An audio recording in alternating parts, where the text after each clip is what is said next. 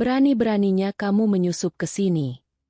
Teriak suami saat aku datang ke pesta peresmian hotel baru milik keluarga. Lalu menyeret tanganku. Keluar sekarang juga. Tapi saat aku melangkah pergi, tiba-tiba direktur teriak berkata, "Berhenti, kalian tak tahu siapa dia." Dengar itu, ibu mertua dan suamiku langsung gemetar di depan semua tamu, karena sebelum ceritanya dimulai, silahkan tulis di kolom komentar dari daerah mana saja teman-teman yang menyimak cerita ini. Jangan lupa like dan subscribe agar channel Irama Dinda bisa semakin berkembang dan bisa mempersembahkan cerita yang lebih menarik lagi. Lampu kristal besar menggantung megah di tengah ruang pesta, memantulkan cahaya yang membuat seluruh penjuru ruangan tampak sangat mewah. Malam ini adalah acara peresmian hotel baru yang selama ini dibanggakan oleh keluarga Andi. Para tamu undangan penting dari berbagai kalangan pengusaha elit hadir memenuhi ruangan, saling berbincang dan memamerkan kekayaan mereka. Di tengah keramaian dan kemewahan itu, Danila melangkah masuk dengan tenang. Ia mengenakan gaun yang sangat sederhana dan hijab polos yang menjuntai menutupi dada. Penampilannya sangat kontras dengan para wanita lain yang memakai perhiasan berkilau dan gaun rancangan desainer ternama. Namun, Danila tidak peduli dengan tatapan merendahkan dari beberapa orang yang melewatinya. Ia datang bukan untuk mencari pengakuan dari mereka, melainkan untuk melihat sejauh mana suaminya dan keluarga suaminya itu mempermainkan pernikahan mereka. Selama 3 tahun terakhir, Danila menyembunyikan identitas aslinya. Ia adalah pewaris tunggal perusahaan Nusantara, sebuah perusahaan raksasa yang menguasai berbagai sektor bisnis besar. Danila memilih hidup sebagai wanita biasa karena ia ingin mencari cinta sejati, seorang pria yang mencintainya tanpa melihat harta dan kekuasaan. Ia mengira Andi adalah pria yang tepat. Pada awal perkenalan mereka, Andi bersikap sangat lembut dan penuh perhatian. Namun, semua itu berubah drastis setelah mereka menikah. Keluarga Andi, terutama Ibu Asri, selalu memperlakukan Danila seperti pelayan yang tidak memiliki harga diri. Danila disuruh memasak, membersihkan rumah, dan mengerjakan seluruh pekerjaan rumah tangga tanpa henti. Setiap kali Danila membuat kesalahan kecil, Ibu Asri tidak segan melontarkan hinaan tajam, menyebutnya sebagai perempuan miskin yang beruntung bisa dinikahi oleh putranya. Danila menahan semua penderitaan itu dengan sabar. Ia terus memberikan kesempatan kepada Andi untuk membela dirinya, untuk menunjukkan bahwa pria itu benar-benar peduli. Namun, Andi selalu berpihak pada ibunya. Lebih parah lagi, kesuksesan yang Andi banggakan saat ini sebenarnya adalah hasil dari campur tangan Danila secara diam-diam. Danila yang mengatur agar perusahaan Nusantara menyuntikkan dana besar-besaran untuk pembangunan hotel ini, menggunakan nama perusahaan keluarga Andi sebagai pengelola agar suaminya itu bisa merasa bangga. Danila mengira dukungan diam-diam ini akan membuat Andi sadar akan tanggung jawabnya sebagai kepala keluarga dan menjadi suami yang lebih baik. Harapan itu ternyata hancur berantakan malam ini. Dari sudut ruangan dekat meja hidangan, pandangan Danila menangkap sosok suaminya. Andi berdiri dengan gagah mengenakan setelan jas mahal. Namun, pria itu tidak sendirian. Di sebelahnya, ada Irma, wanita yang selama ini menjadi selingkuhan Andi. Irma berdandan sangat mewah, memakai gaun malam yang menjuntai panjang dan perhiasan berlian yang memantulkan cahaya lampu. Irma melingkarkan tangannya dengan manja di lengan Andi, sementara Andi membalasnya dengan senyuman lebar dan tatapan penuh kekaguman. Mereka berdua tertawa bersama rekan-rekan bisnis lainnya, bertingkah seolah-olah mereka adalah sepasang suami istri yang sah dan merupakan pemilik tunggal dari seluruh kemewahan hotel ini. Hati Danila terasa dingin melihat pemandangan itu.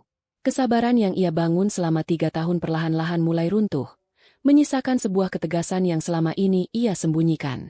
Danila memalingkan wajahnya dan berjalan menuju meja panjang tempat berbagai minuman disajikan. Ia merasa haus dan hanya ingin mengambil segelas jus buah segar untuk membasahi tenggorokannya.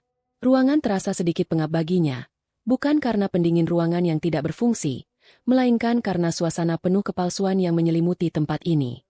Saat tangannya baru saja meraih gelas kaca berisi jus jeruk dingin, tiba-tiba seseorang menabrak bahunya dengan cukup keras dari arah samping. Benturan itu membuat gelas di tangan Danila miring, dan isi jus di dalamnya tumpah menyiram bagian depan gaunnya sendiri, serta memercik sedikit ke ujung gaun wanita yang menabraknya. Danila menoleh dan melihat Irma berdiri di hadapannya dengan wajah yang sengaja dibuat-buat terkejut. Namun matanya memancarkan kelicikan. Belum sempat Danila mengucapkan sepatah kata pun, Irma langsung mundur selangkah dan berteriak dengan suara yang sangat melengking, memecah alunan musik lembut yang sedang dimainkan di ruang pesta. Aduh, kamu sengaja ya mau merusak gaun mahalku. Teriak Irma sambil menunjuk ke arah ujung gaunnya yang hanya terkena beberapa tetes air. Teriakan Irma yang keras itu seketika menghentikan aktivitas semua orang di sekitarnya. Alunan musik terasa memudar saat para tamu undangan penting menoleh ke arah sumber keributan. Mereka membentuk setengah lingkaran, menatap Danila dengan pandangan penuh tanda tanya dan beberapa dengan tatapan menghakimi. Irma terus berakting, mengambil selembar tisu dan mengusap ujung gaunnya dengan wajah penuh kesedihan dan kemarahan. Ia menatap Danila seolah-olah Danila adalah penjahat yang baru saja melakukan kesalahan fatal. Kamu tahu tidak berapa harga gaun ini? Perempuan kampungan sepertimu pasti tidak akan mampu menggantinya seumur hidup. Lanjut Irma dengan nada suara yang semakin ditinggikan, sengaja ingin mempermalukan Danila di depan semua orang kaya yang hadir. Danila tetap berdiri tenang di tempatnya. Ia tidak menunjukkan ekspresi ketakutan atau kepanikan sedikitpun. Ia mengambil selembar tisu dari meja dan perlahan mengusap tumpahan jus di gaunnya sendiri, mengabaikan sama sekali drama yang sedang dimainkan oleh Irma. Ketenangan Danila justru membuat Irma semakin kesal karena merasa tidak dihiraukan. Pada saat yang sama, kerumunan tamu mulai berbisik-bisik, bertanya-tanya siapa wanita berhijab sederhana yang berani membuat masalah di acara penting keluarga Andi. Mendengar keributan yang membawa-bawa nama gaun mahal dan melihat kerumunan orang, Andi segera membelah keramaian untuk melihat apa yang terjadi. Langkahnya lebar dan tergesa-gesa. Ketika ia tiba di barisan paling depan dan melihat Irma sedang berpura-pura menangis sambil menunjuk-nunjuk, wajah Andi langsung berubah tegang. Namun, ketegangan itu berubah menjadi amarah yang memuncak ketika matanya mengenali siapa sosok wanita berhijab yang berdiri di hadapan Irma. Rahang Andi mengeras, urat di lehernya menonjol, dan kedua tangannya mengepal kuat di sisi tubuhnya. Ia tidak menyangka istri yang selama ini ia sembunyikan di rumah berani menampakkan diri di acara yang paling menentukan masa depannya. Andi melangkah maju mendekati Danila dengan mata menyalang, siap meluapkan seluruh amarahnya di hadapan para tamu undangan yang kini menunggu reaksi sang pemilik acara. Andi tidak bisa menahan emosinya lagi. Ia merasa harga dirinya sebagai pengusaha sukses yang baru naik daun diinjak-injak dengan kehadiran istrinya yang berpenampilan serba sederhana ini. Di mata Andi, Danila hanyalah aib yang harus disembunyikan rapat-rapat agar rekan-rekan bisnisnya tidak tahu bahwa ia memiliki istri yang tidak sepadan dengan status sosialnya. Tanpa mempedulikan tatapan puluhan tamu undangan penting yang mengelilingi mereka, Andi menunjuk tepat ke depan wajah Danila. "Berani-beraninya kamu menyusup ke sini," bentak Andi dengan suara keras yang menggema di seluruh ruang pesta. Tamu-tamu yang hadir terkesiap mendengar bentakan kasar itu. Beberapa dari mereka mulai berbisik-bisik menanyakan identitas wanita itu kepada orang di sebelahnya. Irma yang berdiri di samping Andi tersenyum sinis, merasa menang karena Andi langsung membelanya tanpa perlu bertanya apa yang sebenarnya terjadi. Danila hanya menatap jari telunjuk suaminya dengan sorot mata yang sangat datar. Tidak ada air mata, tidak ada rasa takut. Ia hanya melihat seorang pria yang benar-benar telah kehilangan akal sehat dan dibutakan oleh keserakahan. Sebelum Danila sempat merespons, suara langkah kaki cepat terdengar mendekat. Ibu Asri, yang mengenakan gaun sutra mengkilap dan perhiasan berlebihan di lehernya, menerobos kerumunan. Wajah wanita parubaya itu merah pada menahan marah saat melihat menantunya berdiri di tengah ruang pesta. Ibu Asri langsung mengambil tempat di samping Andi, ikut memandang Danila dengan tatapan penuh kebencian. "Dasar perempuan miskin tidak tahu malu. Kamu pasti mau mencari makanan gratis di tempat elit ini," hina Ibu Asri dengan suara melengking. "Kami sudah berbaik hati memberimu tempat tinggal. Dan sekarang kamu berani datang ke sini untuk merusak acara penting putraku? Penampilanmu yang gembel ini membuat kami sekeluarga malu." Hinaan demi hinaan meluncur bebas dari mulut Ibu Asri.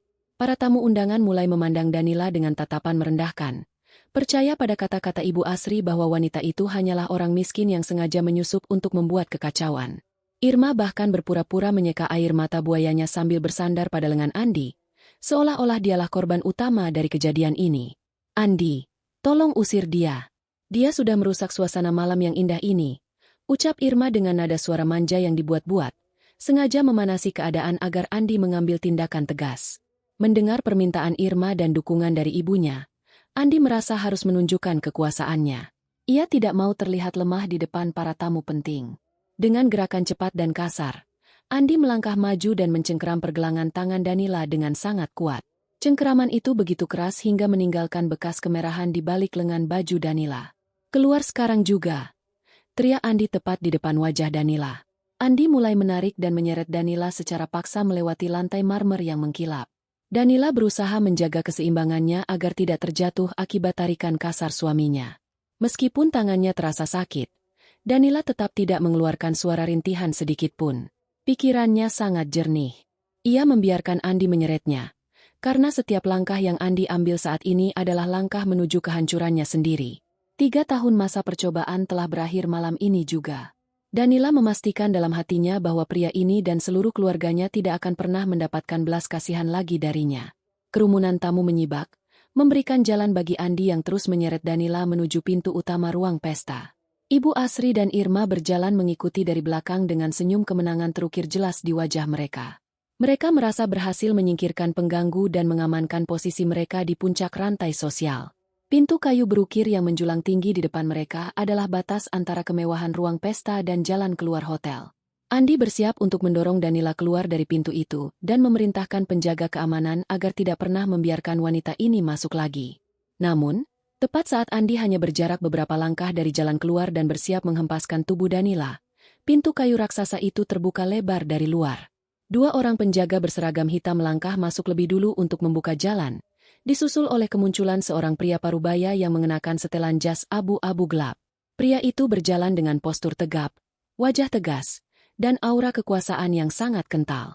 Dia adalah Bapak Surya, direktur utama dari perusahaan penyokong dana terbesar untuk pembangunan hotel ini. Kehadirannya adalah alasan utama mengapa pesta ini diadakan dengan sangat megah. Melihat siapa yang baru saja melangkah masuk, langkah Andi seketika terhenti. Matanya membesar dan kepanikannya langsung mereda digantikan oleh rasa segan yang luar biasa. Andi buru-buru melepaskan cengkeraman tangannya dari pergelangan tangan Danila seolah-olah ia baru saja menyentuh bara api. Ia merapikan jasnya yang sedikit berantakan akibat keributan tadi dan memasang senyum paling ramah yang bisa ia buat. Andi melangkah maju mendekati Bapak Surya, sepenuhnya mengabaikan Danila yang kini berdiri bebas di sampingnya. Ibu Asri dan Irma juga langsung merubah ekspresi wajah mereka menjadi sangat sopan dan manis, bersiap menyambut tamu kehormatan yang menjadi penentu nasib kekayaan mereka. Selamat malam, Bapak Surya. Sebuah kehormatan besar Bapak bersedia hadir di acara peresmian hotel kami malam ini. Sapa Andi sambil menundukkan kepalanya sedikit, berusaha menunjukkan rasa hormat yang setinggi-tingginya. Namun, senyum lebar Andi tidak mendapat balasan. Bapak Surya berhenti melangkah dan berdiri diam di ambang pintu. Pria parubaya itu tidak memandang Andi sama sekali. Pandangannya tidak tertuju pada dekorasi mewah ruangan, tidak pada tamu-tamu penting yang menunggunya, dan sama sekali tidak mempedulikan sapaan manis dari Andi. Mata Bapak Surya justru menatap tajam ke arah wanita berhijab sederhana yang baru saja diseret secara paksa oleh Andi. Wajah Bapak Surya yang biasanya tenang kini berubah menegang. Garis rahangnya mengeras, dan napasnya tampak sedikit tertahan. Ruangan yang tadinya dipenuhi suara musik pelan dan bisikan para tamu kini mendadak hening, menunggu apa yang akan dilakukan oleh pria paling berkuasa di ruangan itu. Bapak Surya mengabaikan uluran tangan Andi, melangkah melewati pria itu, dan membiarkan Andi berdiri membeku dengan tangan yang masih menggantung di udara. Tangan Andi masih menggantung di udara dengan posisi siap berjabat tangan, sementara senyum di wajahnya perlahan-lahan memudar. Bapak Surya benar-benar berjalan melewatinya begitu saja, seolah-olah Andi hanyalah patung tidak kasat mata yang berdiri di dekat pintu. Udara di dalam ruang pesta mendadak terasa jauh lebih dingin bagi Andi. Penolakan terang-terangan dari sosok paling berkuasa malam ini membuat harga dirinya runtuh di hadapan ratusan pasang mata. Para tamu undangan saling melirik satu sama lain, menyadari ada hal yang sangat tidak beres sedang terjadi. Beberapa dari mereka mulai berbisik, mempertanyakan mengapa Bapak Surya, yang dikenal sangat menjaga tata krama dalam berbisnis, tega mengabaikan tuan rumah acara peresmian hotel ini. Andi merasa wajahnya memanas karena menahan rasa malu yang luar biasa. Pikirannya bekerja keras mencari alasan masuk akal mengapa kejadian memalukan ini bisa menimpanya. Saat ia menoleh ke arah samping, matanya kembali tertuju pada Danila yang masih berdiri dengan tenang dalam balutan gaun sederhananya. Seketika itu juga, Andi mengambil kesimpulan yang sepenuhnya salah. Ia yakin 100% bahwa Bapak Surya merasa jijik dan tersinggung melihat ada wanita berpenampilan sangat biasa menghalangi jalan masuk utama. Di dunia bisnis kelas atas yang penuh dengan kemewahan, penampilan adalah segalanya, dan Andi merasa Danila telah menghancurkan citra sempurna yang susah payah ia bangun selama ini. Dengan langkah cepat dan napas memburu, Andi kembali mendekati Danila. Ia tidak lagi peduli pada tatapan para tamu. Yang ada di kepalanya hanyalah keinginan untuk segera menyingkirkan wanita itu dari pandangan Bapak Surya, agar ia bisa memperbaiki kesalahannya. Andi mengangkat tangannya, berniat mendorong bahu Danila dengan tenaga penuh agar istrinya itu menyingkir dari jalur masuk. Ibu Asri dan Irma yang berdiri tidak jauh dari mereka hanya tersenyum merendahkan. Sangat mendukung tindakan kasar yang akan dilakukan Andi kepada Danila. "Minggir kamu. Jangan menghalangi jalan orang penting. Dasar perempuan tidak berguna. Keberadaanmu selalu saja membawa masalah untukku," desis Andi dengan suara yang cukup keras hingga terdengar oleh orang-orang di barisan paling depan. Namun, sebelum tangan Andi sempat menyentuh bahu Danila untuk kedua kalinya, sebuah suara bariton yang sangat keras meledak memecah suasana. "Berhenti! Kalian tak tahu siapa dia." Teriakan itu begitu lantang, penuh dengan kemarahan dan ketegasan yang luar biasa. Suara itu menggema memantul ke dinding-dinding pualam ruang pesta, membuat semua orang tersentak kaget. Alunan musik instrumental yang mengiringi acara malam itu seketika dihentikan oleh pemain musik yang ikut merasa panik. Keheningan total langsung menyelimuti ruangan yang luas itu. Tidak ada satupun tamu yang berani mengeluarkan suara. Bahkan suara napas pun seolah-olah ditahan. Semua orang mematung di tempatnya masing-masing. Pandangan mereka beralih dari Andi ke arah sosok yang baru saja berteriak. Sosok itu adalah Bapak Surya. Pria parubaya yang sangat dihormati dan ditakuti di dunia bisnis itu kini berdiri dengan wajah memerah menahan amarah. Matanya menatap tajam ke arah Andi, seolah-olah tatapan itu bisa meremukan tulang-tulang di tubuh Andi saat itu juga. Andi menarik tangannya dengan cepat. Tubuhnya gemetar hebat. Ia tidak mengerti mengapa Bapak Surya tiba-tiba membentaknya dengan amarah yang begitu meluap-luap. Andi menelan ludah, mencoba mencari kata-kata untuk membela diri, namun lidahnya terasa kaku. Ibu Asri dan Irma yang tadinya merasa di atas angin, kini juga ikut terdiam kaku. Wajah Ibu Asri memucat, sementara Irma tanpa sadar meremas ujung gaun mewahnya sendiri. Mereka tidak paham apa yang sedang terjadi, tetapi aura kemarahan dari Bapak Surya membuat nyali mereka menciut seketika. Para tamu undangan menahan napas, menanti kejadian apa yang akan terjadi selanjutnya. Di dunia bisnis, kemarahan dari seorang petinggi seperti Bapak Surya bisa berarti kehancuran karir dan bisnis dalam sekejap mata. Bapak Surya memalingkan wajahnya dari Andi yang sedang gemetar ketakutan. Ia kemudian membenarkan letak jasnya dengan gerakan tangan yang sedikit terburu-buru. Setelah penampilannya dirasa cukup rapi, pria parubaya itu melangkah pelan mendekati Danila. Langkah kakinya terdengar jelas di tengah keheningan ruangan. Saat jarak di antara mereka tinggal tersisa 2 langkah, hal yang paling tidak masuk akal bagi semua orang di ruangan itu akhirnya terjadi. Bapak Surya, orang yang memiliki kekayaan dan kekuasaan luar biasa, menundukkan tubuhnya hingga membentuk sudut 90 derajat di hadapan Danila. Gerakan membungkuk itu dilakukan dengan sangat sempurna, menunjukkan rasa hormat yang sangat dalam dan tulus. Ia menahan posisinya selama beberapa detik sebelum akhirnya membuka suara dengan nada yang sangat lembut dan penuh penyesalan. Sangat bertolak belakang dengan teriakannya beberapa saat yang lalu. "Selamat malam, Nyonya Besar. Maafkan keterlambatan saya menyambut Anda. Saya sama sekali tidak menduga Anda akan hadir malam ini secara langsung tanpa pengawalan." Kalimat itu meluncur dari mulut Bapak Surya dengan sangat jelas. Suasana di dalam ruang pesta yang tadinya sunyi kini berubah menjadi lautan kebingungan yang mencekam. Mata para tamu undangan terbelalak lebar. Mereka saling berpandangan, mencoba memastikan bahwa mereka tidak salah dengar. Seseorang yang dipanggil dengan sebutan Nyonya Besar oleh pria sekelas Bapak Surya pastilah bukan orang sembarangan. Beliau pasti memiliki kekuasaan jauh di atas segala-galanya. Namun, fakta bahwa gelar itu disematkan kepada wanita berhijab sederhana yang baru saja dihinakan dan diseret oleh tuan rumah, membuat akal sehat semua orang yang hadir seakan-akan lumpuh. Andi berdiri mematung layaknya bongkahan es. Rahangnya jatuh. Matanya menatap pemandangan di depannya dengan pandangan kosong. Jantungnya berdetak begitu kencang hingga dadanya terasa sakit. Ia merasa pendengarannya sedang bermasalah.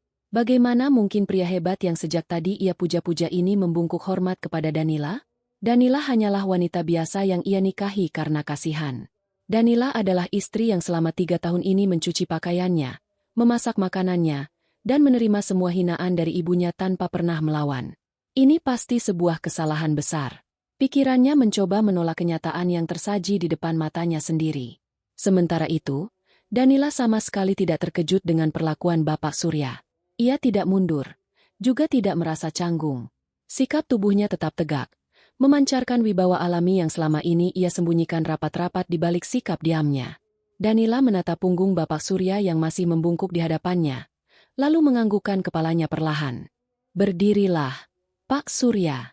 Tidak perlu berlebihan," ucap Danila dengan nada suara yang tenang, namun memiliki otoritas yang sangat kuat. Mendengar perintah itu, Bapak Surya segera menegakkan tubuhnya kembali. Ia menundukkan pandangannya, tidak berani menatap langsung ke mata Danila terlalu lama. Bapak Surya kemudian menyingkir selangkah ke samping, memberikan jalan dan ruang bagi Danila, seolah-olah ia adalah seorang pengawal setia yang sedang menjaga ratunya. Perubahan sikap Bapak Surya yang drastis ini menjadi pukulan telak bagi keluarga Andi. Ruang pesta yang mewah itu kini berubah menjadi panggung penghakiman, dan suasana tegang yang mengudara membuat siapapun merasa kesulitan bernapas. Malam yang seharusnya menjadi puncak kebanggaan keluarga Andi, kini perlahan-lahan berubah menjadi awal dari mimpi terburuk mereka yang tidak akan pernah bisa dilupakan. Terima kasih sudah setia menyimak cerita dari channel Irama Dinda. Yuk kita lanjut lagi ke inti ceritanya. Keheningan yang mencekam masih menguasai ruangan luas itu. Tidak ada satupun tamu yang berani bergerak atau berbicara. Mereka semua menjadi saksi hidup atas perubahan posisi kekuasaan yang sangat mendadak ini. Andi masih berdiri membeku di tempatnya, menatap bergantian antara istrinya dan pria parubaya yang paling ia hormati di dunia bisnis. Keringat dingin mulai bercucuran membasahi pelipis dan lehernya, membuat kerah jas mahalnya terasa mencekik. Otak Andi bekerja terlalu keras untuk menyangkal apa yang baru saja ia lihat dan dengar. Kesombongan dan rasa percaya dirinya yang setinggi langit menolak keras kenyataan bahwa wanita yang ia anggap remeh selama bertahun-tahun memiliki kedudukan yang jauh lebih tinggi darinya. Dengan napas yang sedikit gemetar, Andi memaksakan seulas senyum canggung di wajahnya. Ia tertawa pelan, sebuah tawa paksa yang terdengar sangat aneh dan sumbang di tengah keheningan. Andi melangkah maju, mencoba mencairkan suasana yang ia anggap sebagai sebuah kesalahpahaman yang lucu. Ia tidak bisa membayangkan hal lain selain kemungkinan bahwa rekan bisnisnya sedang salah mengenali orang. "Bapak pasti salah orang," kata Andi sambil menunjuk ke arah istrinya dengan jari telunjuk yang sedikit bergetar. "Bapak Surya, sungguh ini sangat lucu. Dia ini cuma istri saya yang miskin dan tidak berguna. Dia bukan nyonya besar atau siapapun yang penting. Dia hanya perempuan biasa yang kerjanya beres-beres rumah. Bapak jangan mau tertipu oleh penampilannya yang sok diam ini." Kalimat hinaan itu keluar begitu saja dari mulut Andi. Ia berusaha meyakinkan semua tamu undangan bahwa dirinya masih memegang kendali atas situasi ini, bahwa dialah sosok penguasa sebenarnya. Namun, senyum canggung Andi langsung luntur ketika melihat reaksi dari pria di hadapannya. Bukannya ikut tertawa atau menyadari kesalahan, Bapak Surya justru memutar kepalanya dan menatap Andi dengan tatapan yang sangat tajam dan penuh rasa jijik. Tatapan itu adalah jenis pandangan yang diberikan seseorang ketika melihat kotoran di bawah sepatunya. "Tutup mulutmu," bentak Bapak Surya dengan suara yang lebih keras dan lebih mengancam dari sebelumnya. Andi tersentak mundur, ketakutan melihat kemarahan murni di mata pria tua itu. Bapak Surya melangkah mendekati Andi, menunjuk tepat di depan dada Andi dengan jarinya. "Kamu yang buta dan bodoh. Kamu tidak tahu siapa wanita yang berdiri di hadapanmu ini? Beliau adalah pewaris tunggal perusahaan Nusantara. Perusahaan yang memberikan 90% dana untuk pembangunan hotel ini. Perusahaan yang membuatmu bisa berdiri memakai jas mahal malam ini. Dan kamu berani menghinanya di depan wajahku," seru Bapak Surya dengan nada penuh penekanan di setiap kata-katanya. Pernyataan dari Bapak Surya itu ibarat petir yang menyambar tepat di atas kepala Andi. Kata-kata pewaris tunggal dan penyokong dana utama menggema di dalam pikirannya berulang-ulang. Lutut Andi mendadak terasa lemas, seolah-olah seluruh tulang di tubuhnya dicabut secara paksa. Ia melangkah mundur dengan terhuyung, mulutnya terbuka sedikit namun tidak ada satu kata pun yang mampu ia keluarkan. Selama ini, Andi sangat membanggakan investasi besar yang datang dari perusahaan Nusantara. Ia menyombongkan diri kepada semua rekan bisnisnya bahwa ia memiliki kemampuan lobi yang luar biasa, hingga bisa mendapatkan suntikan dana fantastis tersebut. Ia sama sekali tidak pernah tahu bahwa istrinya sendirilah yang memiliki perusahaan raksasa itu. Di belakang Andi, Ibu Asri tidak mampu lagi menopang berat tubuhnya sendiri. Wajah wanita parubaya itu sangat pucat, seakan seluruh darah telah mengalir turun dari kepalanya. Ia mulai menggelengkan kepalanya dengan kuat, menolak percaya pada fakta mengerikan yang baru saja diungkapkan. "Tidak mungkin. Ini semua pasti bohong," teriak Ibu Asri dengan suara bergetar dan panik. Ia memandang berkeliling ke arah tamu undangan, mencari dukungan, namun semua orang menatapnya dengan pandangan menyedihkan. Ibu Asri kemudian menatap Bapak Surya dan Danila secara bergantian. Bapak pasti dibayar oleh perempuan ini untuk bersandiwara kan? Dia ini hanya babu di rumah saya. Dia yang menyapu, mengepel, dan mencuci piring kami setiap hari. Bagaimana mungkin perempuan miskin yang setiap hari saya suruh-suruh bekerja kasar adalah seorang pemilik perusahaan raksasa? Ini sangat mustahil. Racau Ibu Asri tanpa henti, membuka sendiri aib kejamnya di depan umum. Mendengar pengakuan dari mulut mertuanya sendiri, para tamu undangan semakin memandang rendah keluarga Andi. Menjadikan menantu sebagai pekerja kasar tanpa henti adalah sebuah tindakan yang sangat tidak bermoral, terlebih lagi jika menantu itu adalah orang yang diam-diam membangun kesuksesan keluarga mereka. Danila yang sejak tadi hanya dia mendengarkan semua keributan itu, akhirnya membuang napas panjang. Wajahnya tetap datar, namun matanya memancarkan rasa dingin yang membekukan. Ia menatap mertuanya dan suaminya secara bergantian. Ia ingat betul setiap hinaan, cacian, dan perlakuan kasar yang ia terima selama tinggal di rumah mereka. Ia menahan semuanya karena ia berharap ada sedikit kebaikan di hati Andi, sebuah pembelaan dari seorang suami yang seharusnya melindungi istrinya.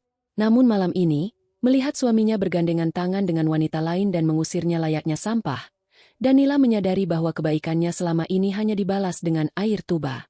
Aku melakukan semua pekerjaan rumah itu hanya untuk melihat seberapa jauh kalian akan memanfaatkan kehadiranku, ucap Danila memecah keheningan.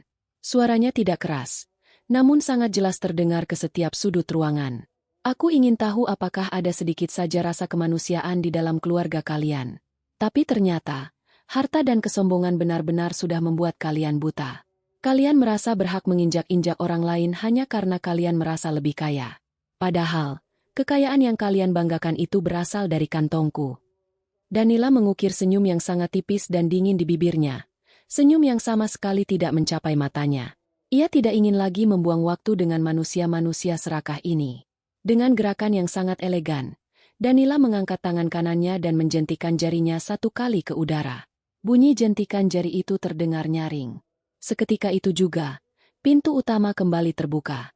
Seorang pria muda dengan tubuh tegap dan postur tubuh yang sangat terlatih melangkah masuk membelah kerumunan.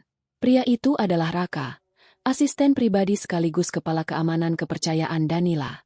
Wajah Raka sangat datar dan profesional, mencerminkan ketegasan yang mutlak. Langkahnya lebar dan cepat, sama sekali tidak mempedulikan tatapan orang-orang di sekitarnya. Di tangan kanannya, Raka menenteng sebuah koper logam berwarna perak yang terlihat sangat kokoh dan aman. Raka berjalan lurus menuju meja kosong yang berada tidak jauh dari panggung utama. Ia meletakkan koper itu di atas meja dengan bunyi ketukan yang cukup keras. Raka kemudian menoleh ke arah Danila dan memberikan anggukan hormat. Koper logam di atas meja itu kini menjadi pusat perhatian seluruh ruangan. Seolah-olah benda itu adalah kotak Pandora yang akan segera melepaskan malapetaka besar bagi kehidupan Andi dan keluarganya. Kehancuran dinasti keluarga Andi hanya tinggal menunggu koper itu terbuka. Raka berdiri tegap di hadapan koper logam yang baru saja ia letakkan di atas meja panjang. Tangannya bergerak cepat dan sangat cekatan membuka kunci kombinasi pengaman koper. Terdengar bunyi klik yang cukup keras memecah kesunyian ruang pesta, disusul oleh gerakan Raka membuka penutup koper lebar-lebar. Di dalam wadah penyimpan itu, tersusun rapi beberapa tumpuk map berisi dokumen resmi bertanda tangan di atas materai, serta sebuah perangkat penyimpan data digital berukuran kecil. Tanpa membuang waktu sedetik pun, Raka mengambil perangkat digital itu dan melangkah menuju meja kendali peralatan panggung yang terletak di sudut ruangan. Beberapa teknisi acara yang sedang berjaga di sana langsung menyingkir, memberikan jalan penuh rasa segan setelah melihat interaksi antara Bapak Surya dan Danila beberapa saat lalu. Raka menyambungkan perangkat miliknya ke sistem komputer utama ruang pesta, lalu dengan beberapa ketikan cepat di atas papan ketik, ia memindahkan data penting untuk ditampilkan ke layar besar yang menggantung megah di tengah ruangan panggung. Cahaya terang seketika memancar dari mesin pemantul gambar, menembakkan visual berukuran raksasa ke arah layar putih. Semua tamu undangan tanpa dikomando langsung mengangkat kepala, memusatkan pandangan mereka pada tulisan dan gambar dokumen yang kini terpampang jelas di hadapan mereka. Halaman pertama yang ditampilkan adalah akta pendirian perusahaan pengelola hotel. Di sana tertulis dengan sangat jelas, dicetak dalam huruf kapital berukuran besar, bahwa nama pemilik sah 100% dari seluruh tanah, bangunan, dan aset properti ini adalah Danila Adijaya. Nama Andi sama sekali tidak tercantum sebagai pemilik saham, melainkan hanya berstatus sebagai karyawan yang menjabat posisi manajer pengelola operasional. Di bawah dokumen itu, terdapat klausul perjanjian kerja yang menyatakan bahwa pihak pemilik modal berhak memecat, mengganti, dan menyingkirkan pengelola kapan saja tanpa perlu memberikan pesangon jika ditemukan adanya pelanggaran berat atau penyalahgunaan kekuasaan. Mata Andi terbelalak sangat lebar saat membaca barisan kalimat demi kalimat di layar besar itu. Napasnya mulai tersengal-sengal, seakan pasokan udara di dalam ruang pesta raksasa ini tiba-tiba tersedot habis. Ia melangkah maju mendekati layar dengan kaki gemetar, berusaha mencari kesalahan penulisan atau tanda tangan palsu yang bisa ia jadikan alasan pembelaan. Namun, stempel resmi lembaga hukum dan notaris ternama terpampang nyata di bagian bawah dokumen. Tanda tangan Danila tergores dengan sangat rapi dan sah secara hukum. Selama 3 tahun ini, Andi mengira dirinya adalah raja yang membangun kerajaan bisnisnya sendiri dari nol. Ia dengan bangga menyombongkan diri kepada semua rekan pengusaha bahwa hotel mewah ini adalah hasil kerja keras dan kecerdasannya memutar uang. Nyatanya, ia hanyalah seorang pegawai yang ditunjuk untuk menjaga rumah orang lain, seorang pesuruh yang diberi fasilitas mewah sementara sang majikan asli berpura-pura menjadi pelayan di rumahnya sendiri. Rasa malu yang tak tertahankan langsung menyapu seluruh harga diri Andi. Wajahnya yang semula memerah karena amarah, kini memucat pasi layaknya kertas kosong. Ia menoleh perlahan ke arah Danila yang masih berdiri dengan tenang. Wanita berhijab sederhana itu balas menatapnya dengan tatapan datar yang sangat menakutkan. Tatapan seorang pemenang yang bahkan tidak perlu repot-repot bersorak. Andi ingin membuka mulutnya untuk mengatakan sesuatu, untuk merangkai kebohongan baru, namun lidahnya terasa kaku. Otaknya buntu. Fakta hukum yang terpampang di layar besar terlalu kuat untuk dibantah dengan omong kosong belaka. Para tamu undangan kini mulai berbisik terang-terangan, menunjuk ke arah Andi dengan tatapan penuh cemoohan dan rasa kasihan yang merendahkan. Tuan rumah yang angkuh itu kini terbukti tidak lebih dari sekadar boneka yang dimainkan oleh istrinya sendiri. Di belakang Andi, jeritan tertahan terdengar dari mulut Ibu Asri. Lutut wanita parubaya itu tidak lagi mampu menopang berat badannya. Ia jatuh terduduk di atas lantai marmer yang dingin dengan suara hantaman yang cukup keras. Kedua tangannya mencengkeram ujung pakaian mewahnya dengan gemetar. Mata Ibu Asri menatap layar besar dengan pandangan kosong dan penuh keputusasaan. Semua bayangan tentang hidup mewah sebagai nyonya besar dari pemilik hotel raksasa langsung hancur berkeping-keping di depan matanya. Ia ingat betul bagaimana ia memaksa Danila mengepel lantai rumah hingga larut malam, menghina keluarga Danila yang ia anggap miskin, dan menyuruh wanita itu memakan sisa makanan dapur. Kini, kenyataan menamparnya dengan sangat keras. Menantu yang setiap hari ia siksa secara mental dan fisik adalah sumber dari segala kekayaan yang selama ini ia nikmati dan ia pamerkan kepada teman-teman sosialitanya. Jika Danila mengambil kembali semuanya, Ibu Asri sadar bahwa ia akan kembali menjadi gelandangan yang tidak memiliki apa-apa. Irma, yang berdiri tidak jauh dari Ibu Asri, mulai merasakan kepanikan yang sangat luar biasa. Rencananya untuk menjadi nyonya kaya raya dengan merebut Andi kini berada di ujung tanduk. Ia menatap layar besar dan menatap wajah Danila dengan dada bergemuruh menahan marah. Ketamakan dan rasa gengsi membuat akal sehat Irma menguap begitu saja. Ia tidak terima impiannya dihancurkan oleh perempuan berpenampilan sangat sederhana yang selama ini ia anggap sebagai sampah. Dengan langkah tergesa-gesa dan wajah penuh amarah, Irma menerobos kerumunan kecil tamu undangan dan berjalan cepat mendekati Danila. Jari telunjuknya yang dihiasi perhiasan mahal menunjuk lurus ke arah wajah Danila, berusaha mempertahankan sisa-sisa harga dirinya yang sudah tercabik-cabik. "Kamu pasti pembohong," teriak Irma dengan suara melengking yang menyakitkan telinga. "Semua dokumen di layar itu pasti hasil rekayasa. Kamu menyewa orang untuk memalsukan semuanya agar kamu terlihat hebat. Andi sudah bercerita semuanya kepadaku. Andi bilang seluruh kekayaan ini miliknya, usahanya sendiri, bukan milik perempuan kampungan sepertimu. Kamu hanya iri karena suamimu lebih memilihku daripada kamu yang kolot dan membosankan." Tuduhan tak berdasar yang dilontarkan Irma membuat suasana ruangan kembali menegang. Beberapa tamu menatap Irma dengan pandangan jijik, menyadari betapa tidak tahu malunya wanita itu yang sudah jelas berstatus sebagai perusak hubungan rumah tangga orang lain, namun masih berani meninggikan suara. Raka yang berdiri di dekat meja kendali langsung bersiap melangkah untuk menyingkirkan Irma. Namun Danila mengangkat tangannya, memberikan isyarat agar asisten pribadinya itu tetap diam di tempat. Danila sama sekali tidak terpancing emosi oleh teriakan Irma. Ia justru menatap wanita perebut suami itu dengan senyuman yang sangat tipis dan dingin. Senyuman yang membuat bulu kuduk siapa saja yang melihatnya merinding. "Kamu begitu yakin Andi adalah pria kaya raya yang akan memberimu kehidupan mewah?" Tanya Danila dengan nada suara rendah yang sangat tenang, namun menusuk tajam ke dalam pikiran Irma. Kamu merasa sudah menang karena berhasil merebut pria yang hanya bisa memakai harta istrinya untuk menyombongkan diri? Sungguh sangat menyedihkan. Tanpa menunggu balasan dari Irma yang wajahnya mulai memerah karena marah, Danila merogoh tas kecil yang ia bawa dan mengeluarkan sebuah telepon genggam canggih keluaran terbaru.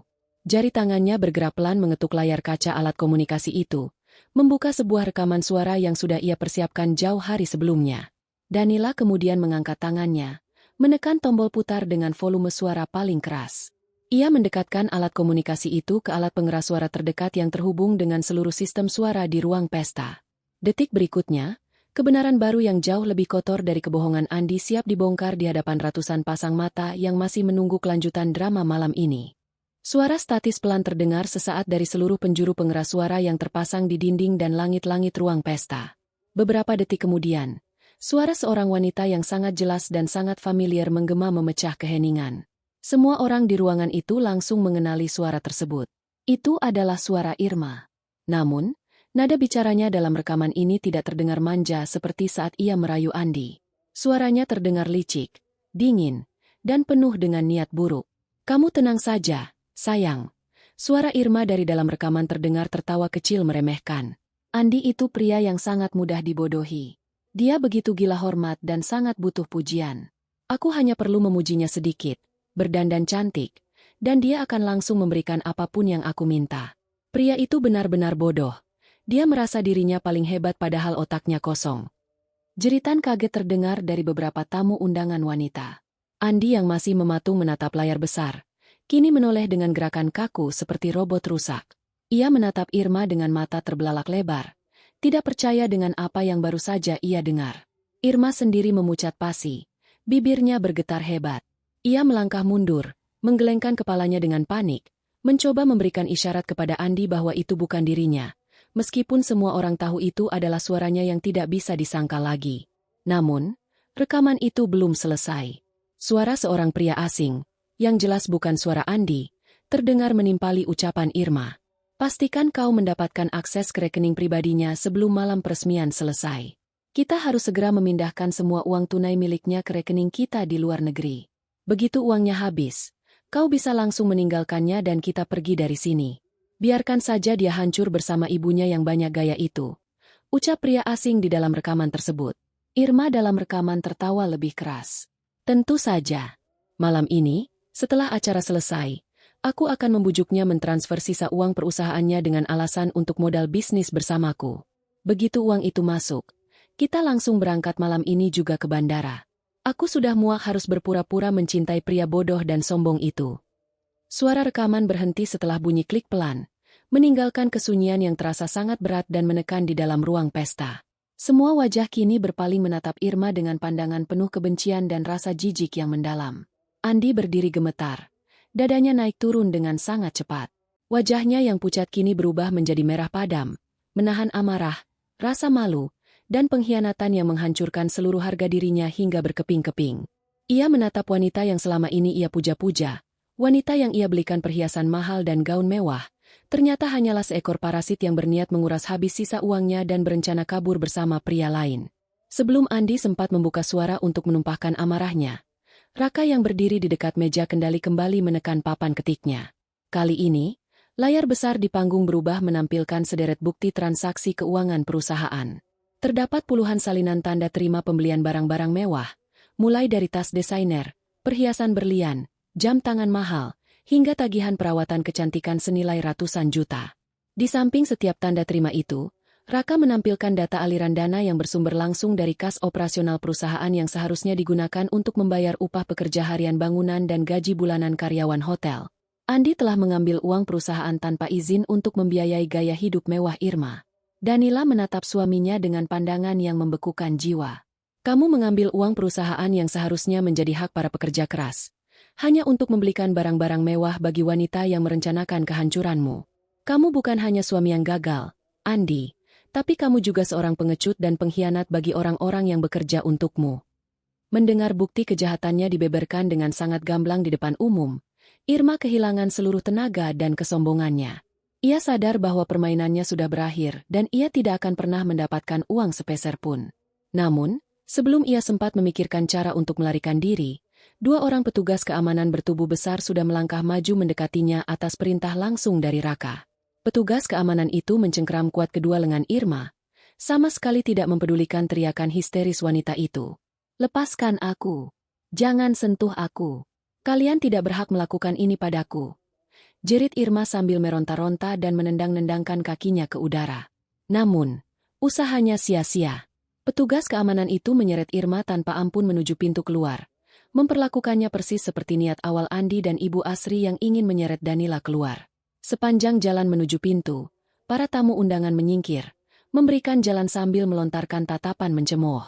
Beberapa dari mereka bahkan merekam kejadian memalukan itu menggunakan alat komunikasi masing-masing. Teriakan Irma perlahan-lahan menghilang di balik pintu raksasa yang tertutup kembali, menyisakan akhir yang sangat hina bagi wanita perebut suami orang itu. Melihat Irma diseret keluar bagaikan sampah, pertahanan mental Andi akhirnya runtuh sepenuhnya. Pria yang tadinya sangat gila hormat dan arogan itu kini menyadari bahwa ia telah kehilangan segalanya. Ia tidak punya harta, tidak punya perusahaan, tidak punya wanita simpanannya, dan yang paling parah, ia baru saja membuang wanita yang merupakan pemilik dari seluruh kekayaan yang selama ini menopang hidupnya. Rasa penyesalan yang sangat menyiksa menyerang dadanya seperti ribuan jarum tajam. Kakinya lemas, tidak mampu lagi berdiri tegak. Andi menjatuhkan dirinya ke lantai marmer dengan suara lutut yang membentur keras. Ia merangkak pelan mendekati Danila, tidak lagi peduli pada puluhan mata tamu undangan penting yang menatapnya dengan pandangan merendahkan. Saat jaraknya sudah dekat, Andi langsung memeluk kedua pergelangan kaki Danila erat-erat. Air mata penyesalan dan keputusasaan mengalir deras membasahi wajahnya, menghancurkan penampilan sempurnanya sebagai pengusaha sukses malam ini. "Sayang, maafkan aku. Aku mohon ampun padamu." Tangis Andi dengan suara serak dan bergetar hebat. Ia menundukkan kepalanya hingga dahinya menyentuh ujung sepatu Danila. "Aku dijebak. Perempuan itu yang merayuku. Aku hilaf. Danila, aku benar-benar buta. Tolong beri aku satu kesempatan lagi. Aku masih mencintaimu. Aku berjanji akan berubah dan menjadi suami yang baik. Aku mohon, jangan tinggalkan aku seperti ini." Ratapan menyedihkan dari Andi terdengar memilukan. Namun tidak ada satupun orang di ruangan itu yang merasa iba kepadanya. Mereka semua tahu bahwa tangisan itu bukanlah bentuk penyesalan atas kesalahannya menyakiti Danila, melainkan rasa takut akan kemiskinan yang kini menganga lebar di depan matanya. Danila berdiri diam, membiarkan Andi memeluk kakinya. Ia menatap puncak kepala suaminya dengan ekspresi wajah yang sangat dingin, tanpa sebersit pun belas kasihan. Hatinya yang dulu penuh dengan cinta dan harapan kini sudah tertutup rapat dan menjadi batu untuk pria di bawahnya ini. Dengan gerakan tenang, Danila membuka resleting tas kecilnya kembali. Bukannya memberikan usapan lembut atau kata-kata pemaafan seperti yang diharapkan Andi, Danila justru mengeluarkan sebuah amplop coklat berukuran sedang yang tersegel rapat. Ia memegang amplop itu erat-erat, bersiap menjatuhkan palu godam terakhir yang akan mengakhiri pernikahan mereka yang penuh dengan kepalsuan ini selamanya. Danila menatap pria yang sedang bersujud memeluk pergelangan kakinya dengan pandangan yang sepenuhnya kosong. Tidak ada sedikit pun sisa rasa iba di hatinya. 3 tahun lamanya ia hidup dalam belenggu penindasan, melayani setiap kebutuhan pria ini dan ibunya, hanya untuk dihargai layaknya sebuah keset kotor di depan pintu. Pria yang dulu berjanji akan menjaganya kini menangis memohon ampun bukan karena menyadari kesalahan, melainkan karena ketakutan kehilangan segala kemewahan yang menempel pada dirinya. Dengan satu gerakan kaki yang sangat tenang namun bertenaga, Danila menarik kakinya mundur selangkah. Andi yang kehilangan tumpuan langsung jatuh tersungkur. Dahinya membentur lantai marmer yang dingin dengan suara yang cukup keras. Andi mengerang pelan, namun ia segera mengangkat kepalanya kembali, menatap istrinya dengan wajah penuh air mata dan keputusasaan yang sangat menyedihkan. Tanpa membuang waktu sedetik pun, Danila mengangkat tangan kanannya yang sedari tadi memegang sebuah amplop coklat. Ia melemparkan amplop itu tepat ke wajah Andi. Amplop itu mendarat di pipi Andi sebelum akhirnya jatuh ke pangkuannya. Andi menatap benda di pangkuannya itu dengan tangan gemetar. Jantungnya berdetak sangat kencang. Firasat buruk langsung menyelimuti pikirannya. Ia perlahan membuka segel amplop coklat itu dan mengeluarkan beberapa lembar kertas resmi yang dijepit menjadi satu. Pada halaman pertama, tertulis dengan huruf tebal bahwa itu adalah surat gugatan cerai yang telah diajukan secara resmi ke pengadilan agama. Nama Danila dan Andi terpampang jelas di sana. Namun, yang membuat napas Andi seakan berhenti seketika bukanlah surat cerai itu, melainkan dokumen tebal yang disisipkan di halaman berikutnya. Ini surat cerai kita. Lengkap dengan salinan perjanjian pranikah yang dulu kamu tanda tangani tanpa membacanya sama sekali. Ucap Danila dengan suara yang sangat jernih dan tegas, membelah keheningan ruang pesta yang masih dipenuhi oleh para tamu undangan. Mata Andi bergerak liar membaca setiap barisan kalimat hukum yang tertulis di atas kertas. Keringat dingin sebesar biji jagung menetes dari pelipisnya. Ia baru menyadari kebodohannya di masa lalu. Beberapa hari sebelum pernikahan mereka 3 tahun yang lalu, Danila memang menyodorkan setumpuk dokumen untuk ditandatangani. Saat itu, Andi yang merasa dirinya sangat pintar dan selalu menganggap remeh Danila, sama sekali tidak repot-repot membaca isi dari kertas-kertas itu. Ia hanya membubuhkan tanda tangannya di setiap halaman, mengira itu hanyalah urusan administrasi biasa yang tidak penting. Kini, kebodohan dan kesombongannya itu menjadi bumerang yang menghancurkan seluruh hidupnya tanpa sisa. Danila melanjutkan ucapannya, memastikan setiap orang di ruangan itu mendengar dengan jelas hukuman apa yang pantas diterima oleh pria pengkhianat di hadapannya ini. Isinya sangat jelas. Andi, jika kamu terbukti berselingkuh atau melakukan kekerasan dalam rumah tangga, kamu keluar dari pernikahan ini tanpa membawa 1 rupiah pun. Semua aset, uang di rekening, properti, hingga pakaian mewah yang menempel di tubuhmu saat ini, semuanya kembali kepadaku sebagai pemilik sah.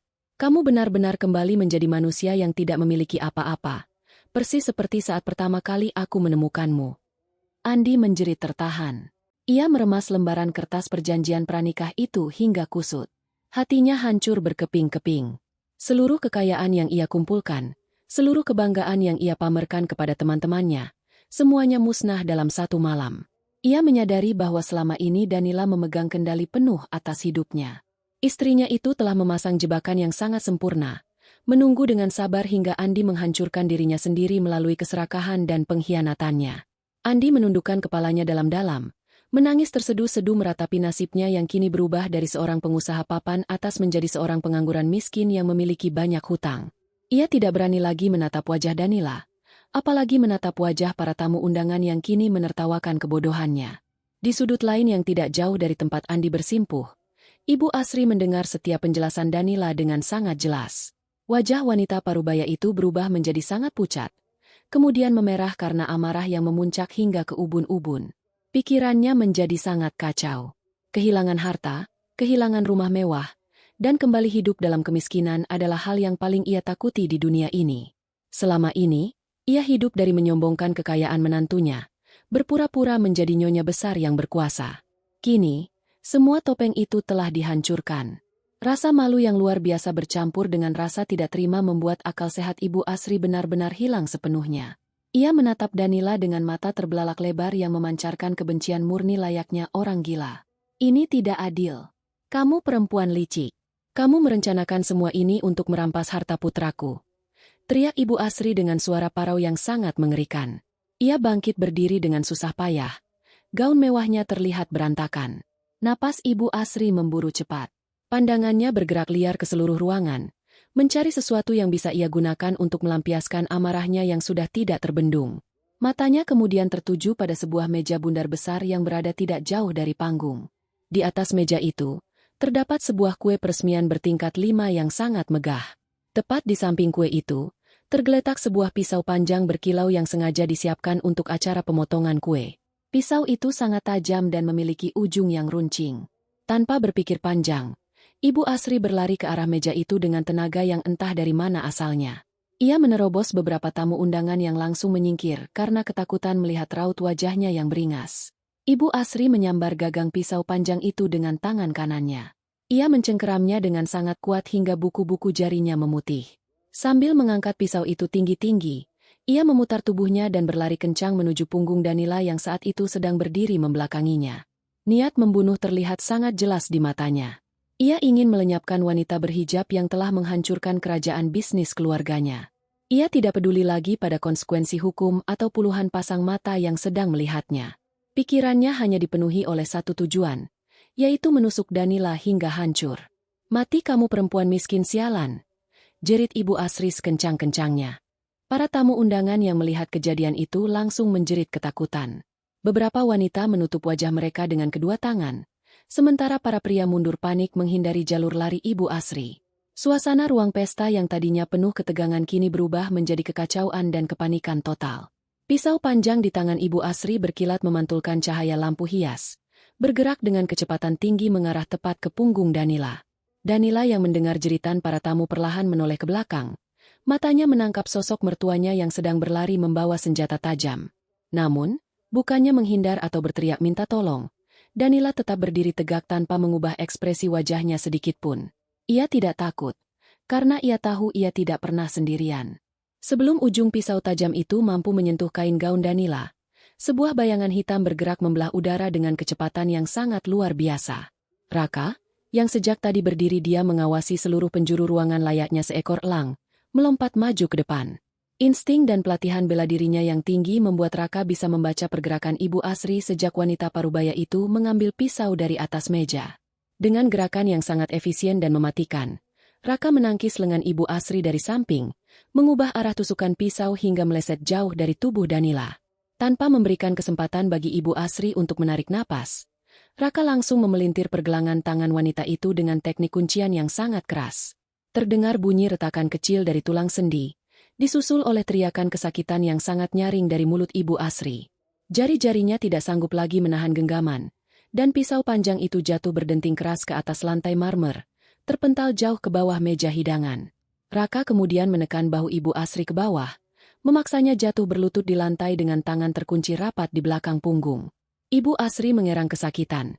Wajahnya menempel di lantai dingin, tidak mampu bergerak 1 milimeter pun di bawah tekanan kekuatan Raka yang luar biasa. Danila menundukkan pandangannya, menatap mertuanya yang kini terkapar tidak berdaya layaknya seekor hewan buas yang berhasil dijinakan. Tidak ada rasa marah di mata Danila. Hanya ada tatapan dingin yang menunjukkan betapa rendahnya kedudukan wanita itu sekarang. Ibu Asri terus meronta dan menyumpah serapah, mengeluarkan kata-kata kotor yang sama sekali tidak pantas diucapkan oleh seseorang yang mengaku sebagai golongan kelas atas. Namun, Raka hanya menambah sedikit tekanan pada kunciannya, membuat rontaan Ibu Asri seketika terhenti berganti dengan rintihan memelas. Tepat pada saat ketegangan memuncak di dalam ruangan, suara yang sangat melengking terdengar dari arah luar gedung hotel. Bunyi itu semakin lama semakin keras, menembus dinding kaca tebal ruang pesta. Itu adalah suara sirine kepolisian. Cahaya lampu peringatan berwarna merah dan biru memantul terang menembus jendela kaca raksasa di lobi utama, menciptakan kilatan-kilatan cahaya yang menakutkan di langit-langit ruangan. Para tamu undangan saling berpandangan dengan wajah tegang. Kehadiran polisi membuktikan bahwa malam ini bukan hanya tentang drama perceraian atau perselingkuhan, melainkan ada kejahatan tingkat tinggi yang telah terbongkar dan menunggu keadilan. Langkah kaki tegas dan berat terdengar berderap memasuki lobi hotel. Pintu kayu raksasa ruang pesta didorong terbuka lebar dari luar. 6 orang petugas kepolisian berseragam lengkap melangkah masuk dengan formasi teratur. Wajah mereka terlihat sangat serius dan berwibawa. Para tamu segera menyingkir, membelah diri menjadi 2 sisi dan memberikan jalan lapang bagi para penegak hukum itu untuk berjalan lurus ke arah panggung utama. Andi yang masih bersimpuh di lantai tampak sangat ketakutan. Ia gemetar hebat. Matanya menatap para petugas polisi dengan pandangan kosong. Ia tahu bahwa akhir dari segalanya telah tiba, dan tidak ada lagi jalan untuk melarikan diri. Petugas kepolisian yang memimpin rombongan itu berhenti tepat di hadapan Andi. Ia mengeluarkan sebuah kertas berstempel resmi dari dalam saku bajunya dan membukanya di depan semua orang. Suara bariton petugas itu menggema kuat dan tegas. Saudara Andi dan Ibu Asri, Anda berdua resmi ditahan malam ini juga atas tuduhan penipuan pajak dan pencucian uang berkedok bisnis keluarga yang merugikan negara serta perusahaan penyokong dana hingga puluhan miliar rupiah. Kami memiliki surat perintah penangkapan resmi yang telah ditandatangani oleh kejaksaan. Pengumuman itu bagaikan bom waktu yang akhirnya meledak menghancurkan sisa-sisa harga diri keluarga Andi. Andi menggelengkan kepalanya dengan panik, mencoba menyangkal segalanya. Tidak. Saya tidak tahu apa-apa. Ini pasti ada kesalahan. Saya mengelola perusahaan dengan sangat bersih. Jeritnya putus asa. Danila melangkah maju 1 langkah, menatap suaminya dengan pandangan merendahkan. Kamu pikir aku diam saja selama 3 tahun ini? Sejak tahun pertama pernikahan kita, aku sudah menyadari ada aliran dana yang mencurigakan di buku keuangan perusahaanmu. Kamu memanipulasi laporan, membuat proyek palsu, dan mengalihkan dana pembangunan hotel ke rekening pribadi ibumu untuk menutupi gaya hidup mewah kalian. Aku menyewa auditor independen secara rahasia dan mengumpulkan semua bukti transaksi kotor yang kamu lakukan. Semua dokumen itu, lengkap dengan bukti aliran dana, sudah aku serahkan langsung ke pihak kepolisian minggu lalu. Penjelasan Danila yang begitu rinci dan terencana membuat Andi menyadari betapa bodohnya ia selama ini. Ia mengira Danila adalah istri penurut yang buta akan dunia bisnis, padahal di balik diamnya, wanita berhijab ini menyusun jaring hukum yang sangat kuat untuk mengurungnya seumur hidup. Seluruh kejahatan yang Andi dan ibunya lakukan terekam dengan sempurna tanpa ada satupun yang terlewat. 2 orang petugas polisi maju, menarik tubuh Andi untuk berdiri secara paksa. Bunyi borgol logam yang dingin bergemerincing nyaring, disusul oleh suara klik saat lingkaran besi itu mengunci rapat pergelangan tangan Andi. Di saat yang bersamaan, polisi lain mengambil alih posisi Raka, mengangkat tubuh Ibu Asri dari lantai dan memasangkan borgol yang sama ke tangannya. Ibu Asri yang tadinya beringas kini menangis meraung-raung memanggil nama putranya, memohon agar diselamatkan.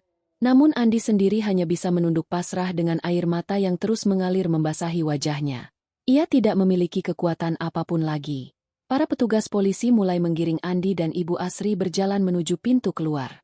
Sepanjang jalan, mereka harus melewati barisan tamu undangan penting yang kini menatap mereka dengan tatapan jijik dan penuh cemoohan. Hinaan dan bisikan merendahkan terdengar dari setiap sudut ruangan, membalas tuntas semua kesombongan yang pernah keluarga ini tunjukkan. Ini adalah bentuk hukuman sosial yang paling menyakitkan bagi Andi dan ibunya yang sangat gila akan pujian dan kehormatan. Namun, sebelum rombongan polisi itu berhasil mencapai pintu utama, sebuah suara dehaman yang cukup keras terdengar dari arah panggung. Seorang pria paruh baya mengenakan kacamata tebal dan setelan jas rapi melangkah maju dari kerumunan tamu. Ia adalah perwakilan resmi dari Bank Pusat yang menangani seluruh simpanan dan pinjaman keluarga Andi. Pria itu mengambil mikrofon yang tergeletak di atas meja, menatap lurus ke arah Andi dan Ibu Asri yang kini menghentikan langkah mereka dengan wajah tegang. Ia menarik napas panjang, bersiap mengumumkan sebuah pernyataan terakhir yang akan memastikan keluarga Andi tidak akan pernah bisa bangkit lagi dari kehancuran malam ini. Pria parubaya yang merupakan perwakilan resmi dari pihak Bank Pusat itu berdiri dengan postur tubuh tegap di tengah ruangan. Ia memegang mikrofon dengan tangan kanan, sementara tangan kirinya memegang sebuah map berisi dokumen perbankan yang sangat tebal. Sorot matanya sangat tajam, menembus langsung ke arah Andi dan Ibu Asri yang kini membeku di tempat mereka dengan tangan terpasang borgol besi. Suasana ruang pesta yang sangat luas itu kembali menjadi sunyi senyap. Ratusan tamu undangan menahan napas, menanti pengumuman apa yang akan disampaikan oleh pria ini. Semua orang tahu bahwa bank yang diwakili oleh pria ini adalah lembaga keuangan paling besar yang selama ini menjadi tempat Andi meminjam uang untuk menutupi gaya hidup mewahnya. Pria itu berdeham pelan untuk menjernihkan suaranya, lalu mulai berbicara dengan nada yang sangat formal dan tidak terbantahkan. Selamat malam kepada seluruh tamu undangan yang hadir di ruangan ini, ucap pria perwakilan bank itu dengan suara bariton yang menggema dari setiap pengeras suara. Sesuai dengan bukti hukum yang telah diungkapkan malam ini, dan berdasarkan penyelidikan internal yang telah kami lakukan selama beberapa minggu terakhir, kami menemukan fakta yang sangat mengejutkan. Saudara Andi telah memalsukan banyak sekali dokumen penting saat mengajukan pinjaman dalam jumlah yang sangat besar kepada pihak kami. Ia menggunakan aset perusahaan yang bukan miliknya sebagai jaminan utang, serta memanipulasi laporan keuangan agar terlihat memiliki kemampuan membayar yang tinggi. Semua jaminan utang yang diberikan kepada kami adalah jaminan palsu. Mendengar pernyataan itu, mata Andi kembali terbelalak. Tubuhnya yang sudah lemas kini semakin kehilangan tenaga. Ia mencoba membuka mulut untuk menyangkal, namun suaranya tertahan di tenggorokan. Perwakilan bank itu tidak memberikan celah sedikit pun bagi Andi untuk menyela. Ia membuka map di tangannya dan membacakan keputusan akhir yang telah disahkan oleh pengadilan niaga. Oleh karena itu, sebagai tindak lanjut atas pelanggaran hukum berat ini, pihak bank menyatakan bahwa seluruh aset pribadi milik keluarga Bapak Andi resmi kami sita malam ini juga. Rumah mewah yang selama ini Anda tempati, beserta seluruh isinya, dan deretan mobil mewah yang terparkir di halaman rumah Anda, sekarang telah beralih status menjadi milik negara untuk menutupi kerugian. Surat penyitaan telah ditempelkan di pintu depan rumah Anda pada detik ini juga. Anda berdua tidak memiliki hak lagi untuk kembali ke rumah itu, apalagi mengambil barang-barang di dalamnya. Pengumuman yang sangat gamblang itu bagaikan palu godam raksasa yang menghantam kepala Ibu Asri. Harapannya untuk setidaknya memiliki tempat tinggal setelah kebangkrutan ini hancur seketika. Rumah mewah yang selalu ia pamerkan kepada teman-teman arisannya kini telah lenyap. Ibu Asri menjerit histeris. Suaranya melengking menyakitkan telinga. Ia menangis meraung-raung, menjatuhkan tubuhnya ke lantai, menolak untuk dibawa oleh petugas kepolisian. Tidak, Kalian tidak bisa mengambil rumahku. Itu rumahku. Aku tidak mau menjadi gelandangan. Andi, lakukan sesuatu. Katakan pada mereka bahwa kita orang kaya. Katakan pada mereka bahwa kita bisa membayar semuanya. Teriak Ibu Asri dengan wajah yang dibanjiri air mata. Rambutnya yang sudah berantakan kini semakin acak-acakan menyerupai orang yang kehilangan akal sehat. Namun, Andi hanya bisa menunduk dan menangis sesenggukan. Ia tidak bisa melakukan apa-apa lagi. Petugas kepolisian yang memegang lengan mereka mulai menarik paksa tubuh ibu dan anak itu untuk melanjutkan perjalanan menuju pintu keluar. Proses pengusiran ini adalah pemandangan yang sangat menyedihkan sekaligus memuaskan bagi para tamu yang sejak awal merasa muak dengan kesombongan keluarga Andi. Petugas menarik lengan Andi dan Ibu Asri dengan kuat, memaksa mereka melangkah melewati kerumunan tamu elit yang berbaris di sisi kiri dan kanan. Sepanjang jalan menuju pintu utama, Andi menundukkan kepalanya dalam-dalam. Ia tidak sanggup menatap wajah rekan-rekan bisnisnya yang dulu selalu memujinya. Kini, wajah-wajah itu memancarkan rasa jijik, cemoohan, dan kepuasan melihat seorang penipu akhirnya mendapatkan balasannya. Beberapa tamu undangan mengangkat telepon genggam canggih mereka, merekam setiap detik pengusiran paling memalukan ini untuk dijadikan bahan pembicaraan di kalangan pengusaha. Kilatan cahaya dari kamera telepon genggam menyambar-nyambar wajah Andi dan Ibu Asri, mengabadikan kehancuran mereka secara permanen. Lihatlah pria sombong itu sekarang. Kemarin dia bersikap seolah dia yang menguasai dunia bisnis, ternyata dia hanya pencuri harta istrinya. Bisik salah seorang pengusaha sukses kepada rekan di sebelahnya, sengaja mengeraskan suaranya agar Andi bisa mendengarnya dengan jelas. Bisikan-bisikan merendahkan terus terdengar seperti dengungan lebah di telinga Andi. Ia merasa ribuan jarum menusuk-nusuk dadanya. Hukuman sosial ini jauh lebih menyakitkan daripada borgol yang mengunci pergelangan tangannya. Sementara itu, Ibu Asri terus meronta-ronta dan berteriak memanggil-manggil nama menantunya, berharap ada sedikit belas kasihan.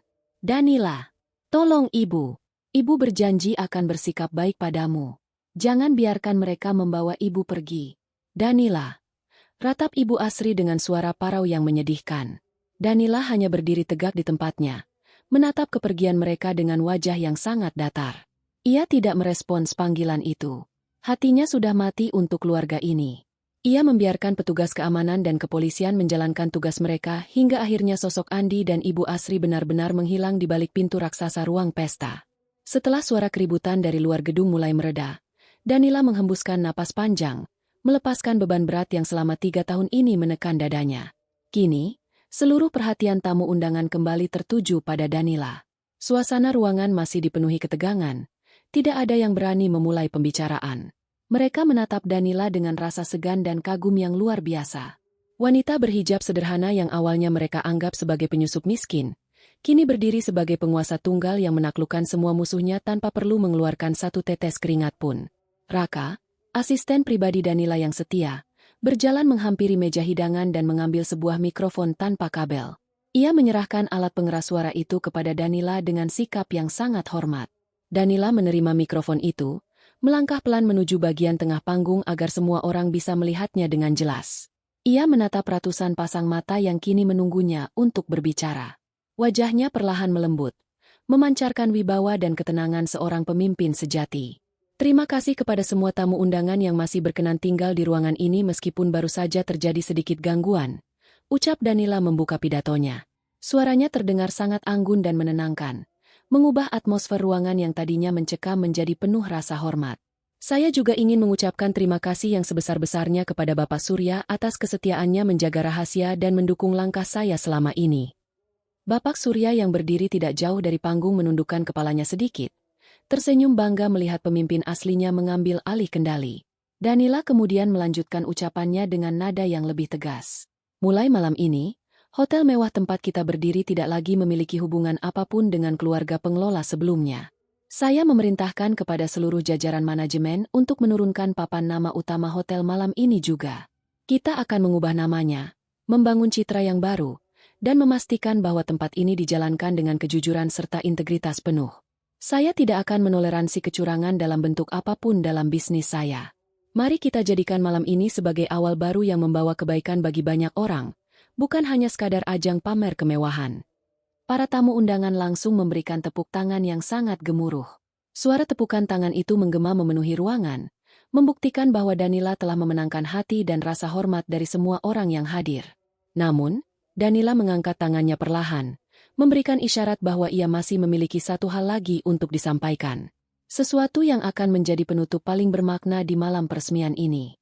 Tepuk tangan para tamu perlahan mereda saat melihat Danila mengangkat tangannya. Suasana kembali tenang. Semua orang menanti dengan penuh rasa penasaran. Danila menarik napas panjang. Matanya memancarkan ketulusan yang sangat mendalam. Ia teringat akan semua penderitaan mental yang ia alami selama berada di bawah kendali keluarga suaminya. Penindasan, hinaan, dan rasa tidak berharga yang sengaja ditanamkan kepadanya setiap hari. Ia berhasil keluar dari lingkaran setan itu karena ia memiliki kekuatan dan kekuasaan untuk melawan. Namun, ia sangat sadar bahwa di luar sana, banyak wanita yang bernasib sama namun tidak memiliki jalan keluar. Saya mengundang Anda semua malam ini bukan sekadar untuk merayakan pergantian kepemilikan bisnis yang lebih baik. Lanjut Danila dengan suara yang sedikit bergetar karena emosi yang tertahan. Saya ingin menggunakan kesempatan ini untuk memberikan pengumuman terakhir. Sebagai bentuk rasa syukur saya atas kebebasan yang saya dapatkan hari ini, saya telah memutuskan bahwa seluruh keuntungan bersih dari operasional hotel ini selama bulan pertama tidak akan masuk ke kas perusahaan. Para tamu saling memandang dengan penuh tanya. Jika bukan untuk kas perusahaan, lalu akan dikemanakan uang dalam jumlah miliaran rupiah itu? Danila tersenyum tipis, kemudian memberikan jawaban yang membuat semua orang tertegun. Seluruh uang itu akan saya sumbangkan sepenuhnya kepada panti sosial yang fokus melindungi dan memberdayakan wanita korban kekerasan dalam rumah tangga. Saya ingin dana ini digunakan untuk membangun tempat perlindungan yang aman, memberikan pelatihan keterampilan kerja, dan menyediakan bantuan hukum gratis bagi para wanita yang ditindas dan diintimidasi oleh pasangan mereka. Saya ingin mereka tahu bahwa mereka tidak sendirian, bahwa mereka memiliki kekuatan untuk bangkit dan mengambil kembali kendali atas hidup mereka sendiri, sama seperti yang saya lakukan malam ini. Keheningan menyelimuti ruangan selama beberapa detik setelah Danila mengakhiri kalimatnya. Pernyataan itu begitu kuat dan menyentuh hati. Tidak lama kemudian, Bapak Surya memelopori tepuk tangan dari sudut ruangan. Kali ini, tepuk tangan dari para tamu meledak dengan sangat meriah dan bertahan jauh lebih lama dari sebelumnya. Beberapa tamu wanita bahkan terlihat mengusap sudut mata mereka yang basah karena terharu. Mereka melihat Danila bukan lagi sekadar seorang pengusaha sukses yang kaya raya, melainkan seorang pahlawan wanita sejati yang memiliki hati sangat mulia. Danila tersenyum lebar, membalas penghormatan para tamunya dengan anggukan pelan. Ia menyerahkan mikrofon kembali kepada Raka. Pemain musik yang sempat menghentikan permainannya kini kembali mengalunkan melodi yang sangat indah dan menenangkan. Suasana pesta yang tadinya penuh ketegangan dan drama kini berubah total menjadi perayaan kemenangan yang elegan dan berkelas. Para tamu saling bersulang dan berbincang dengan hangat. Danila berjalan turun dari panggung, menyalami beberapa relasi bisnis yang menyambutnya dengan penuh rasa hormat. Ia melangkah bagaikan seorang ratu sejati yang akhirnya duduk di atas tahtanya, bebas dari benalu dan parasit yang selama ini menghisap energinya. Malam itu menjadi malam yang paling bersejarah, bukan hanya bagi bisnis perhotelan, tetapi juga bagi kebangkitan jiwa seorang Danila. Beberapa bulan kemudian, kehidupan telah berputar layaknya roda yang tidak pernah berhenti. Musim kemarau panjang sedang melanda kota, membuat cuaca siang hari terasa sangat terik dan membakar kulit. Di sebuah jalan raya yang cukup lebar dan ramai, debu beterbangan setiap kali kendaraan besar melintas. Di pinggir jalan itu, terdapat dua sosok manusia yang sedang bekerja menyapu jalanan. Keduanya mengenakan baju tahanan lengan pendek yang tampak sangat kusam dan dipenuhi noda kotoran debu. Wajah mereka terlihat sangat lelah, kuyu, dan kehilangan seluruh cahayanya. Mereka adalah Andi dan Ibu Asri. Hukuman penjara yang dijatuhkan kepada mereka mengharuskan mereka melakukan pelayanan masyarakat setiap siang hari di bawah pengawasan petugas jaga. Tubuh Andi yang dulu terlihat gagah dan berisi kini tampak sangat kurus. Tulang pipinya menonjol, dan kulitnya menjadi sangat gelap karena setiap hari terbakar panasnya matahari. Tangan yang dulu hanya tahu cara menandatangani berkas palsu dan menghitung uang kotor, kini dipenuhi kapalan karena terus-menerus memegang sapu lidi kasar. Di sebelahnya, Ibu Asri terlihat jauh lebih menyedihkan. Wanita parubaya itu seringkali batuk-batuk karena menghirup debu jalanan. Rambutnya diikat asal-asalan, dan tidak ada lagi perhiasan mahal yang menempel di tubuhnya. Di tengah kelelahan yang menyiksa itu, keduanya tidak pernah berhenti bertengkar. Mereka terus saling menyalahkan atas kehancuran yang menimpa hidup mereka. Ini semua salah ibu, bentak Andi sambil mengusap keringat di dahinya dengan lengan baju tahanan yang kotor. Coba saja dulu ibu tidak memperlakukan Danila seperti pembantu. Coba saja ibu tidak terus meminta uang untuk beli barang mewah. Kita tidak akan ketahuan dan kita tidak akan berakhir memungut sampah di jalanan seperti ini. Ibu Asri tidak terima disalahkan. Ia memukul bahu Andi dengan gagang sapunya. Enak saja kamu menyalahkan ibumu. Kamu sendiri yang bodoh. Siapa suruh kamu berselingkuh dengan perempuan gila harta bernama Irma itu? Kamu yang menghamburkan uang perusahaan untuk membelikannya perhiasan. Kamu laki-laki yang lemah dan tidak bisa menjaga kekayaanmu sendiri. Balas Ibu Asri dengan suara parau yang diselingi batu kering. Keduanya terus beradu mulut. Tidak mempedulikan pandangan orang-orang yang melintas di trotoar. Pertengkaran itu seolah menjadi satu-satunya hiburan menyedihkan dalam hidup mereka yang kini terasa seperti neraka. Tiba-tiba, suara mesin kendaraan yang sangat halus terdengar mendekat. Sebuah mobil mewah keluaran Eropa berwarna gelap melaju dengan sangat elegan membelah jalan raya. Mobil itu terlihat sangat mengkilap, mencerminkan harganya yang tidak mungkin bisa dijangkau oleh sembarang orang. Tepat ketika mobil mewah itu melewati tempat Andi dan Ibu Asri sedang berdebat, ban mobilnya melindas sebuah genangan air bekas sisa hujan semalam yang menggenang di tepi jalan berbatu. Air kotor bercampur lumpur dari genangan itu memercik cukup tinggi dan mendarat tepat mengenai pakaian dan wajah Andi serta Ibu Asri. Pakaian mereka menjadi basah dan semakin kotor. Ibu Asri menjerit kaget sambil memaki-maki mobil yang melintas. Sementara Andi hanya terdiam mematung. Mobil mewah itu tidak melaju kencang karena jalanan sedikit padat. Kaca jendela penumpang di bagian belakang mobil perlahan bergerak turun. Dari balik kaca yang terbuka sebagian itu, Andi bisa melihat dengan sangat jelas siapa penumpang di dalamnya. Danila duduk bersandar dengan sangat nyaman di kursi kulit yang mewah. Wajah wanita berhijab itu terlihat sangat bercahaya, tenang, dan sangat bahagia. Ia sedang membaca sebuah dokumen bisnis tanpa mempedulikan keadaan di luar. Sama sekali tidak ada tanda-tanda kesengajaan bahwa mobilnya baru saja mencipratkan air kotor kepada mantan suaminya. Andi menatap wajah itu dengan pandangan nanar. Tangannya mencengkeram sapu lidi dengan sangat kuat hingga tangannya bergetar. Kaca jendela mobil kembali tertutup, dan mobil mewah itu perlahan melaju menjauh, meninggalkan Andi yang berdiri mematung di bawah terik matahari. Air kotor yang menetes dari wajahnya terasa asin saat masuk ke celah bibirnya, menyatu dengan air mata penyesalan yang tidak pernah bisa ia hentikan sejak malam peresmian itu. Di pinggir jalan yang berdebu itu, ditemani oleh omelan ibunya yang tiada henti, Andi akhirnya menyadari satu hal yang paling menyakitkan. Hukum karma bukanlah sebuah dongeng. Ia telah membuang permata paling berharga demi mengejar keserakahan. Dan kini, ia harus membayar harga dari kesombongannya dengan menjadi sampah seumur hidupnya. Terima kasih banyak sudah menyaksikan cerita ini sampai selesai. Semoga kisah hari ini bisa menghibur, memberikan pelajaran, dan menjadi pengingat bahwa setiap perbuatan pasti ada akibatnya.